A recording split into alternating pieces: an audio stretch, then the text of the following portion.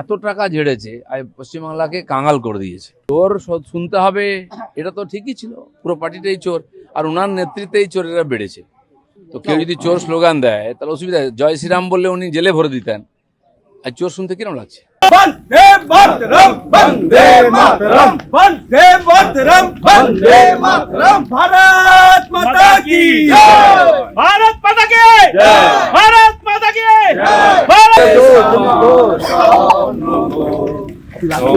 মমতা ব্যানার্জি তো নেতাজিকে নেতাজি বানিয়েছেন, দিল্লির বুকে নেতাজির মূর্তি মোদিজি স্থাপনা করেছেন, সারা বিশ্বে নিয়ে গেছেন। উনি কোথাও কোথাও নেতাজির নাম নিয়ে ওনার রাজনীতি চমকেছেন খালি, সেই জন্য হঠাৎ দেশপ্রেমিক হতে যাবেন না। যখন ডজন ডজন লোককে হত্যা করা হয়েছিল কারো বাড়িতে উনি যাননি, আজ হঠাৎ কারো বাড়িতে গিয়ে সমবেদনা দেখাচ্ছেন, লোকে হজম করতে পারছে না এটা। তো সেই জন্য করুন উনি, ঠিক আছে। তো চোর শুনতে হবে, এটা তো ঠিকই ছিল, পুরো পার্টিটাই চোর, আর ওনার নেতৃত্বেই চোরেরা বেড়েছে। তো কেউ যদি চোর স্লোগান দেয় তাহলে অসুবিধা, জয় শ্রীরাম বললে উনি জেলে ভরে দিতেন। আর চোর শুনতে কিরম লাগছে? কারণ এমএলএ এমপিরাই তো জেলে গেছেন, বর্তমানটা থোড়ি না যাচ্ছে। আর এরা সব ওনার অনুপ্রেরণায় কাজ করেছে।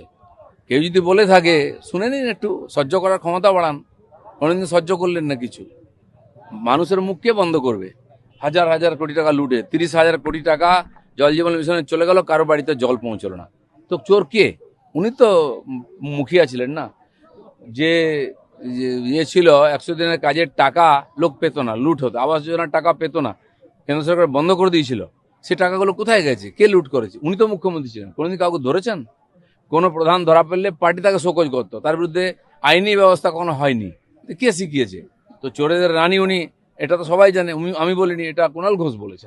তা আর যদি পাবলিক সেটা বলে তো খারাপ কি আছে? আচ্ছা, এবার হচ্ছে দেখুন, পশ্চিমবাংলায় এত কোটি টাকার মালিক আগে আমরা শুনিনি। 100 কোটি 200 কোটি বাঙালি কোনোদিন শোনেনি। হ্যাঁ, আমরা জানতাম বড় বড় বিজনেস পার্টি আছে, মারোয়ারি আছে, তারা কোটি কোটি টাকার মালিক, তারা কলকারখানার মালিক। জানি বাঙালি কিছু না করেই কোটি কোটি টাকার মালিক, এই চমৎকারটা মমতা ব্যানার্জি করিয়েছেন। তার পার্টির বেশিরভাগ নেতাই এখন 600 কোটি টাকার মালিক। যে কেষ্টমণ্ডল, যে কোনোদিন এটা পঞ্চায়েতে বোধহয় হয়নি, সে কি করে 550 কোটি টাকার মালিক হয়? সেখানেই আরেক নেতা ধরা পড়লো, সে 350 কোটি টাকা, 400 কোটি টাকা। এখন এক একজন কাউন্সিলর, এমএলএ, এরাও 600 কোটি টাকার মালিক হয়ে গেছে। মমতা ব্যানার্জিকে অস্বীকার করতে পারবেন? এর জন্যই তোমাকে আজকে এইসব কথা শুনতে হচ্ছে। টুলু যেহেতু গায়েব আছে, পাওয়া যাচ্ছে না, কি পাচ্ছে না আমি জানি না, কিন্তু তো নিয়ম অনুযায়ী স্বাভাবিক নোটিশ জারি হয়েছে। যদি অন্য রাষ্ট্রে চলে যায় তো সেখানকার পুলিশ তাকে খুঁজে বার করবে। বললাম তো, যে কোনো টিএমসির নেতার বাড়িতে যদি রেড করে 2-4 কোটি টাকা পাওয়া যাবে, কারণ এখন টাকা লুকোবারও জায়গা নেই। কোথাও পুকুরে, কোথাও বাঁশ ঝাড়ে, কোথাও কি বলে পাট ক্ষেতের নিচে লুকানোর চেষ্টা হয়েছে, সেগুলোও বেরিয়ে যাচ্ছে।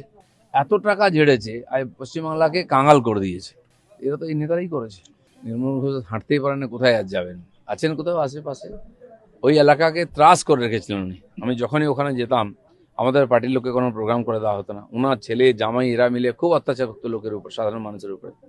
জল জমতো সৌদপুর এলাকায়, কেউ কিছু বলতে পারবে না। তো এই অত্যাচার তো একদিন শেষ হয়েছে, তার ফল তো ভুগতেই হবে। কি ধরনের অমানবিক ব্যাপার! আজ মমতা ব্যানার্জিকে কেন চোর শুনতে হচ্ছে বা জুতো চপ্পল খেতে হচ্ছে? একটা ডাক্তার যে 36 ঘন্টা ডিউটি করেছে, একজন মহিলা ডাক্তার, তারপরে তার উপরে যে জঘন্য অত্যাচার করা হয়েছে, খুন করা হয়েছে, তারপরে সরকার কত অমানবিক, রাতারাতি তার বডি নিয়ে যায়, তার বাবা মাকে দেখতেও দেওয়া হয়নি। আর নান্টু ঘোষ কোথা থেকে তার অভিভাবক হয়ে গেল? সে সই করে আর গ্রিন করিডোর তৈরি করে তার বডিকে নিয়ে গিয়ে একদম জ্বালিয়ে দেওয়া হলো, তার বাবা মা জানতেও পারলো না। মমতা ব্যানার্জি সব করিয়েছেন এগুলো। আজ তো সবই শুরু হয়েছে, এটা ট্রেলার দেখছেন, আরও অনেক কিছু খেতে হবে। এবং যেই নেতারা এই কাজের সঙ্গে যুক্ত, জঘন্য অপরাধ করেছে, তারাও ওই যে ধর্ষক খুনি আরজি করে তার চেয়ে কম অপরাধী নয়। এসএসসি তো রামকৃষ্ণ মিশনের যে স্কুল কলেজ চলে, যে কোনো স্কুল কলেজের চেয়ে ভালো শিক্ষা ব্যবস্থা খ্রিস্টান মিশনারিরা দেশে চালাতো। তার প্যারালাল হিসাবে রামকৃষ্ণ মিশন এখানে নয়, নাগাল্যান্ড, মণিপুর পর্যন্ত, পাহাড়ি এলাকায় পর্যন্ত গরিব সাধারণ ট্রাইবেলদের মধ্যে শিক্ষার আলো পৌঁছে দিয়েছেন। সেখানে শিক্ষা এবং তার যারা প্রিন্সিপাল আছেন, তারা এমনি খালি সাধু নয়, তারা সাধুর বেশে একজন তপস্বী, এবং তারা হচ্ছেন শিক্ষার বিশেষভাবে আর শিক্ষাব্রতী।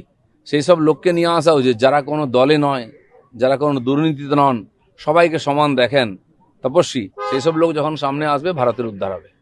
আমাদের সরকার যে যে ঘোষণা করেছে, সেগুলো যথাসময়ে আমরা ডেলিভার করছি, আর সমস্ত সুবিধা এখানকার মানুষ পাবেন। যেগুলো এতদিন বঞ্চিত ছিল মানুষ। দেখুন, এক সপ্তাহ ধরে তিরঙ্গা যাত্রা চলছে, 15 তারিখ অবধি চলবে। তো গ্রামে গঞ্জে শহরে সব জায়গায় তিরঙ্গা যাত্রা হচ্ছে। এখানে পার্কেতে বহু লোক বেড়াতে ব্যায়াম করতে আসেন প্রতিদিন।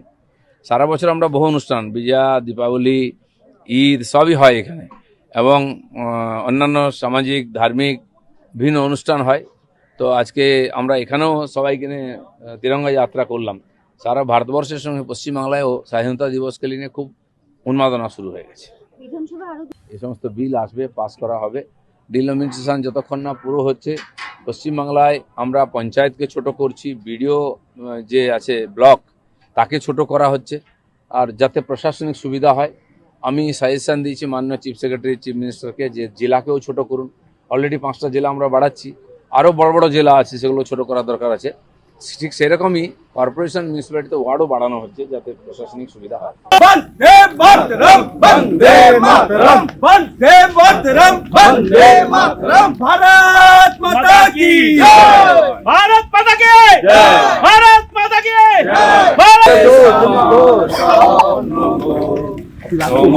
সবুজে সাজানো তোমার বেশ, তোমার উপমা তুমি তোমার, তোমার উপমা তুমি তোমার, তোমার রূপে নাই কোসে। ভারত আমার ভারতবর্ষ, স্বদেশ আমার স্বপ্ন, তোমাতে আমরা লোভী